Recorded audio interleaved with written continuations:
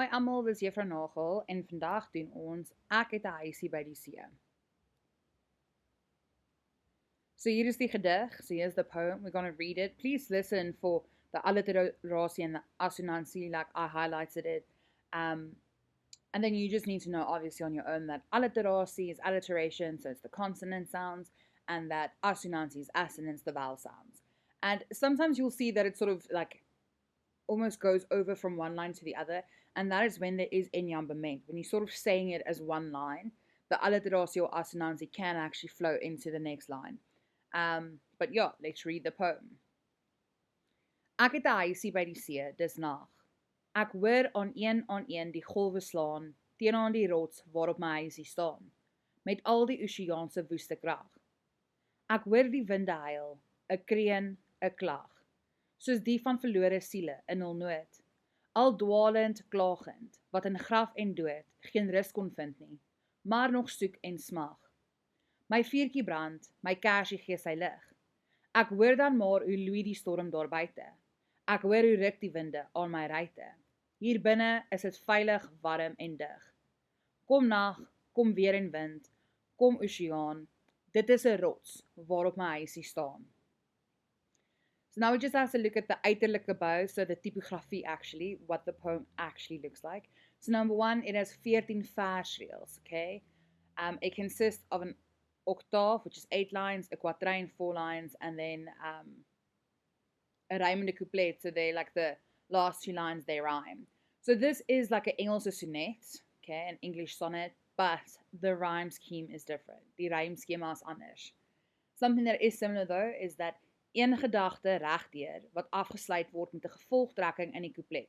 So there's sort of like one idea straight through. So even through the first stanza, the second stanza, and then in the last stanza, we actually get like a conclusion. Okay, 'n gevolgtrekking is a conclusion.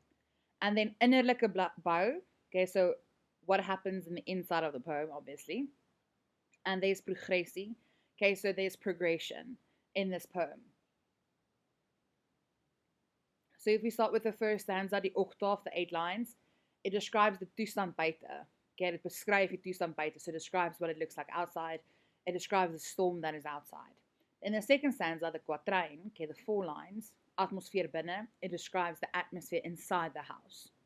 And then the couplet, okay, the last stanza, veilig binne ongeag van die storm daar buite. So it's basically saying that it takes into consideration the last like stanza, it takes into consideration what happened in the first and the second stanza. So in the first stanza, there's a storm outside. The second stanza, the speaker's safe in like the house. And the conclusion is that although the storm is outside, okay, on the inside in the house, the speaker is still safe. And then the rhyme schema, in stanza 1 and 2, we have omarmde rhyme. So omarmde rhyme is A, B, B, A, okay? But then obviously in strofe 3, we have pa rhyme because it's AA. And because we have these 2 different rhyme schemes in one poem, the whole poem would be gebroke rhyme.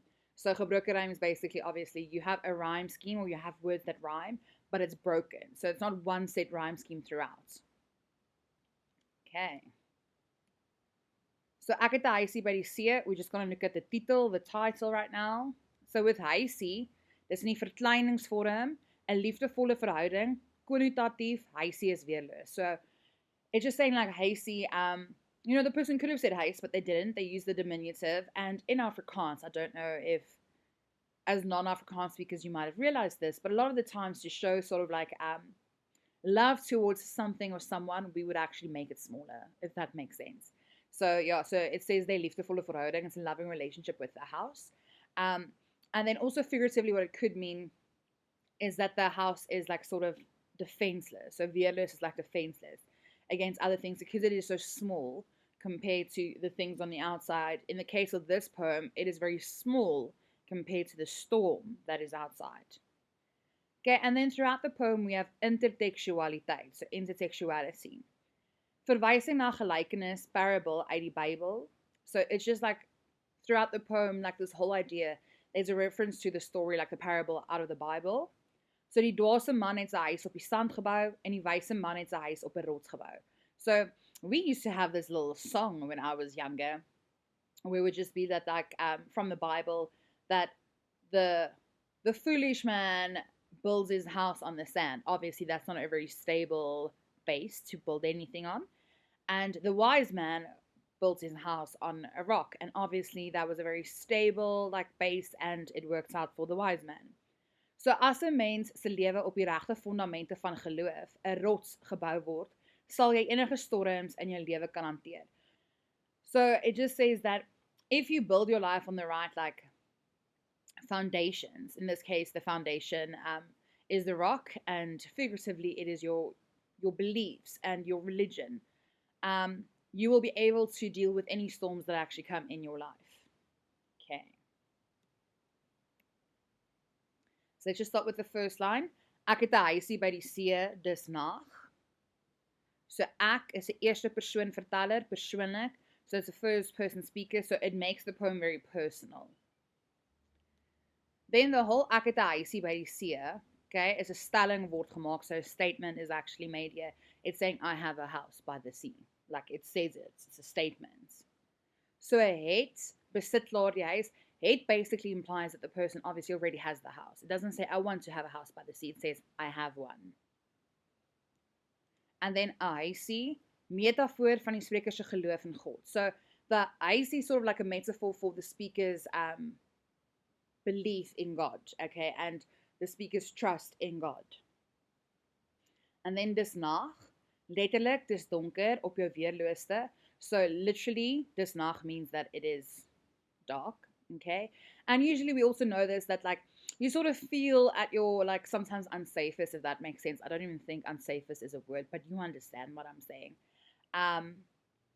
In the evening, and yeah, like we shouldn't though, but like that is sort of it. As soon as it's dark outside, we get a little bit more scared. You can't see everything, so you're sort of like defenseless, or at your most defenseless. And then figuurlik die donker in jou lewe. Figuratively, it's like the darkness in your life. So it can be anything bad that is essentially happening to you. Ek hoor aan een die golwe slaan. So herhaling, ritmiese beweging van golwe, because what that line is saying, like I hear the waves crashing again and again and again. So herhaling, ritmiese beweging van golwe, it's the rhythmic like movement of the waves. It is almost as it, like if you've ever been to the ocean, you would know this, that it almost is as if though it follows a certain pattern. Sometimes the pattern would be broken, but it has sort of have a rhythm that it follows. And then golwe. Golwe word metafories gebruik vir die probleme in 'n mens se lewe. So waves are being used like metaphorically as the problems in one's life, which also essentially means that sometimes the problems just keep on coming and they don't always stop. Okay. Teenoor die rots waarop my huisie staan, against the rock that my house is on. So huisie staan in contrast met geweld van die natuur. So the smaller house is sort of in contrast with like the big intense crazy storm that is outside. And then staan, spreker is nie bang nie. So it says like my house is still there, my house is still standing. The speaker in this poem is not scared of the storm that is outside. Met al die oseaan se woeste krag, with all the ocean's mighty power, or destructive power as well.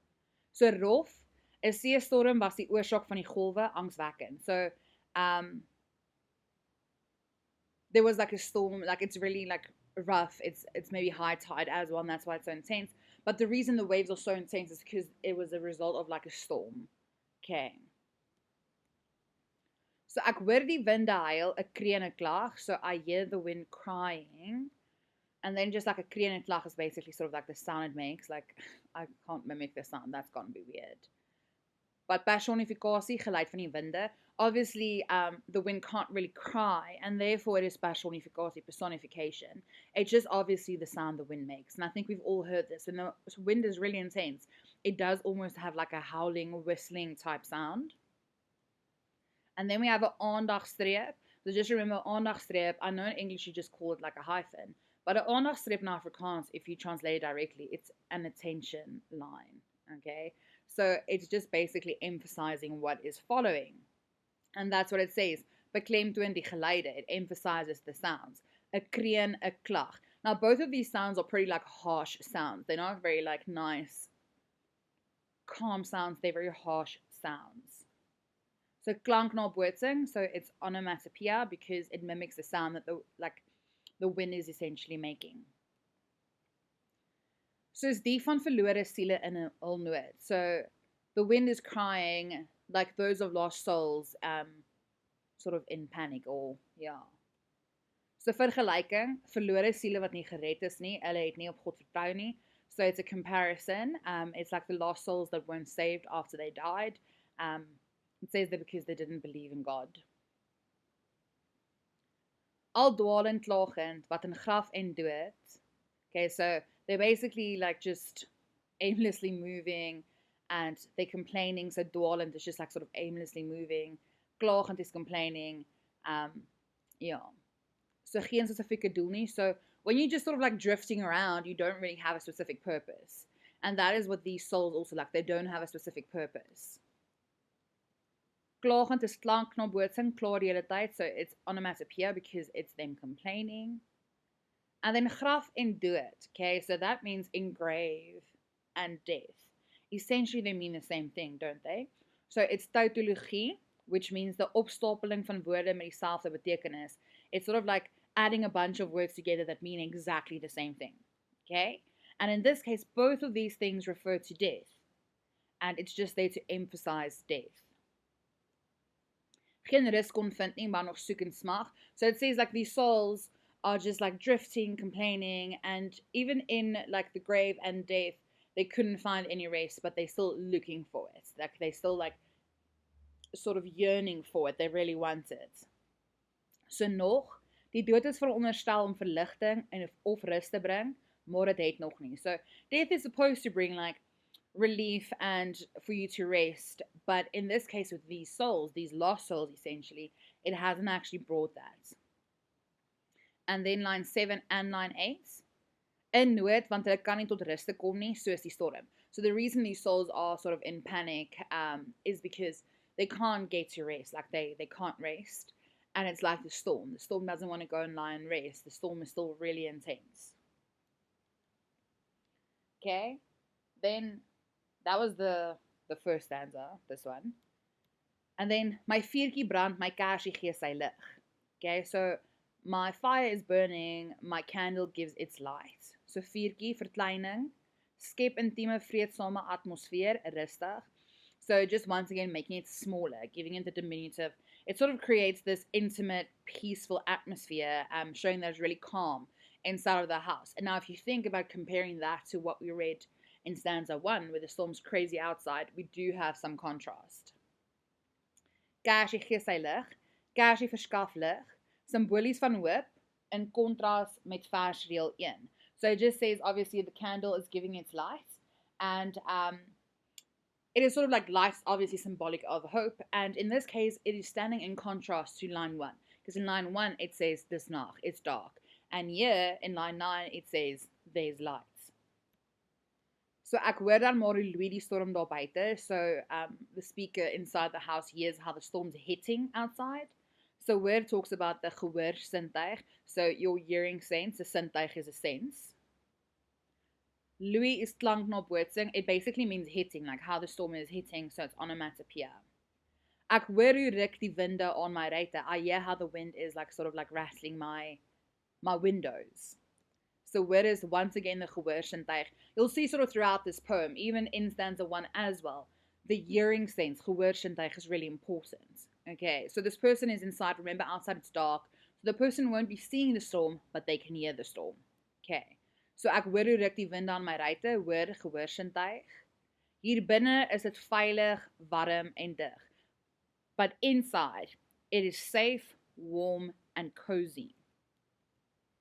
So kalmte of vrede binne die huisie is tasbaar. So it's almost like you can feel the calmness and the peacefulness inside the house. Tasbaar means you can feel it. Die spreker is nie bang nie. Geloof is baie sterk en sal die spreker beskerm. So the speaker is not scared, the speaker inside the house. Although the house is so small compared to the storm outside, the speaker is not scared because the speaker's like faith is really strong and it will protect the speaker.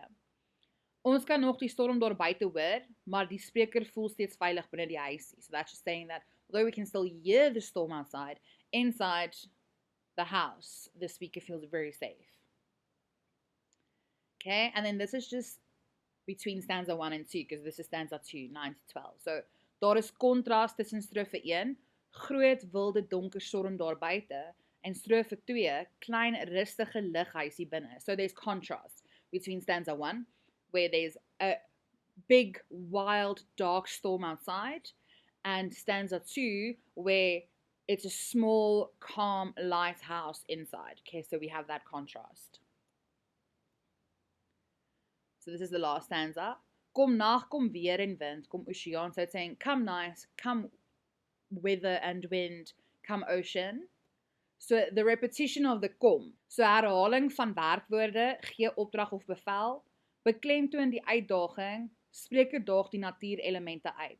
So it just says like it's emphasizing the challenge. Okay, it's a challenge that the person is putting out there to the storm. It's basically saying, the speaker's saying like, come, like, you know, these natural elements, come to me, you know, I'm not scared. And then once again we have 'n aandagstreep, an attention line. So beklemtoon die versdeel wat volg, niks sal die spreker bang maak nie, want sy of haar geloof is sterk. God is sy of haar rots. So just emphasizing the line that follows, and just saying nothing is really scaring the speaker in this poem because his or her faith is really strong, because God is his or her rock. I'm saying his or her because there's no specific gender mentioned in the poem. Dit is 'n rots waarop my huisie staan, it's a rock that my house is standing on. So for lines 13 and 14, letterlike betekenis, the literal meaning, die spreker se huis is dalk klein, maar die huis staan op 'n vaste fondament, die rots. So the speaker's house might be small, but it's standing on a solid foundation, aka the rock. And then figuurlike betekenis, figurative meaning, die mens is dalk klein, maar as jou geloof sterk is, hoef jy nie bang te wees nie. So although as humans, like, you know, we're quite small compared to everything else sort of in the world, you know, if your faith is strong, you don't need to be scared of anything. So strofe 3 is 'n gevolgtrekking. So in stanza 3 we get the conclusion. Okay, taking stanza 1 and 2 into consideration and then saying, but although the storm's outside, I'm still safe because my house is on a rock. Like my whole sort of like being is grounded in faith, and that's why this person is so strong and not scared. So herhaling. Throughout the poem we have a lot of repetition, and this binds the poem as a whole. So bind die gedig tot 'n eenheid. Thema, the theme. Jou geloof is die rots waarop jy jou lewe moet bou. Binne jou huis sal jy dan veilig voel. So it's just saying the theme is your faith is like the rock that you have to sort of build your life on, and this means that in your house, so with, you know, in your body, just being yourself, you will feel safe because you have such a solid foundation. Boodskap, jou geloof sal jou die beskerming bied teen enige storms in jou lewe. So it's just saying your faith will give you the protection you need against any of the storms in your life. And then stemming is inspirerend, so the tone is inspiring. Dis die einde van die gedig. Totsiens almal. Ek hoop dit help julle baie.